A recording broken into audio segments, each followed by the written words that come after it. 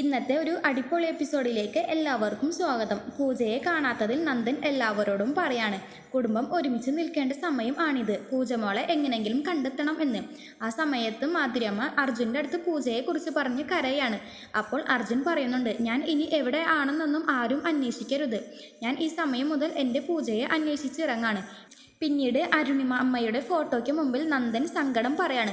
ശേഷം കാണിക്കുന്നത് അരുണിമ അമ്മയും പൂജയും നേരിൽ കണ്ടുമുട്ടുന്നതാണ്. പൂജ അവിടെ വെച്ച് വീഴാൻ പോവുകയും അരുണിമമ്മ പൂജയെ താങ്ങി പിടിക്കുകയും ആണ്. ആ സമയത്ത് അരുണിമമ്മ പൂജയ്ക്ക് ഏറ്റവും വേണ്ടപ്പെട്ട ഒരാളാണെന്ന് പൂജയ്ക്ക് തോന്നുന്നുണ്ട്.